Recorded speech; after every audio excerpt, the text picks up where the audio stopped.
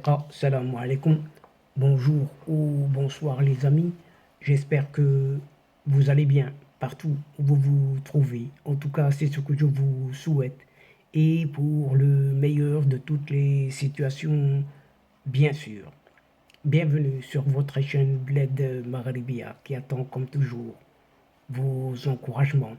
Merci pour vos gentils commentaires, pour vos compliments, ainsi que pour vos précieux conseils qui nous font beaucoup, mais vraiment beaucoup de bien. Mais abonnez-vous pour rester informé comme il se doit et ce rapidement. Mais aussi, faites abonner tous les gens qui sont autour de vous, là où vous êtes tout simplement, vos amis, vos proches, vos connaissances et pourquoi pas les membres de votre famille. Et cette séquence vidéo se penche cette fois-ci, une fois n'est pas coutume, sur cette guerre russo-ukrainienne dont il en ressort un coup de maître de la part de la diplomatie marocaine. En effet, le Maroc n'a pas à choisir un camp contre un autre, puisque ce n'est tout simplement pas une guerre impliquant le royaume marocain, ni de près, et encore moins de loin. Et Rabat ne défend donc ni l'Ukraine, ni la Russie. Le Maroc défend tout simplement la charte de l'ONU, de l'Organisation des Nations Unies, avec le respect de l'intégrité territoriale, tout simplement du monde, tout en appelant à des négociations et à une résolution pacifique de ce conflit. Et suite à la visite du ministre ukrainien des Affaires étrangères, Dmytro Kuleba, à Rabat dimanche dernier, certains analystes, vite en besogne, et journalistes entre autres, ont conclu, un peu trop rapidement, peut-être au goût d'aucuns, un changement de positionnement du Maroc contre à ce conflit. Eh bien non. Certains ont parlé de la fin de la neutralité de Rabat sur ce dossier au profit de la position dite occidentale. D'autres, par contre, sont même allés jusqu'à dire que ce Maroc a fini par se plier aux pressions occidentales. Mais non, encore une fois non. Le Maroc ne se plie pas, mais se positionne selon ses propres intérêts nationaux et ceux de son peuple. Car si l'on prend suffisamment de hauteur et de recul quant aux récents événements, il apparaît clairement que non seulement le Maroc maintient sa cohérence sur ce dossier russo-ukrainien du point de vue autant doctrinal qu'opérationnel, mais il renforce davantage encore sa crédibilité en tant qu'acteur diplomatique majeur. Premier élément à mettre en perspective, en évidence, avec cette visite de Dmytro Kuleba à Rabat, ce ministre ukrainien, la réception le lendemain de l'ambassadeur du Maroc à Moscou, Lotfi Bouchara, par le vice-ministre des Affaires étrangères de la Russie, Sergei Verchinin. Une rencontre qui s'est tenue à la demande de l'ambassadeur marocain, ce qui évacue immédiatement toute hypothèse de tension. Une manière pour la diplomatie marocaine de rassurer la Russie quant à ses intentions et à la portée qu'il faut donner à cette visite de Dmitro Kuleba à Rabat, car le Maroc n'a pas à choisir un camp contre l'autre, puisque ce n'est tout simplement pas la guerre qui implique le Maroc, car Rabat ne défend ni l'Ukraine ni la Russie.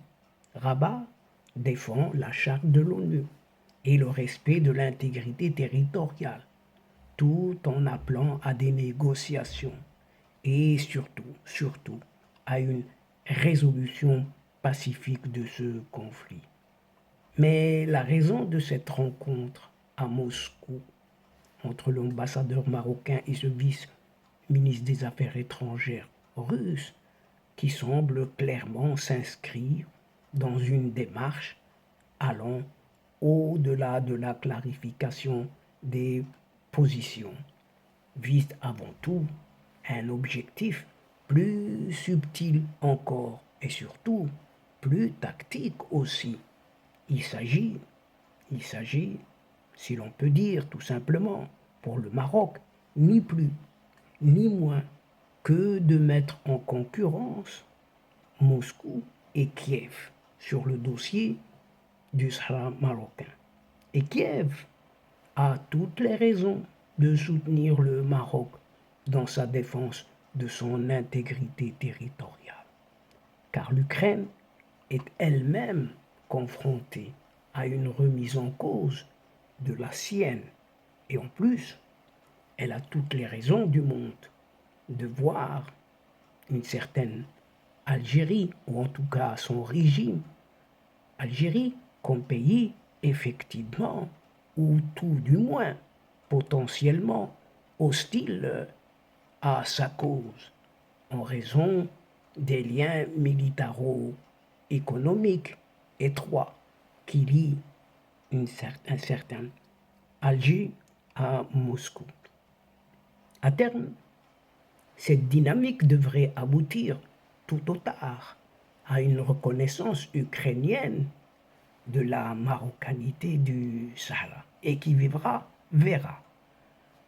Les jours sont devant nous dans cette histoire.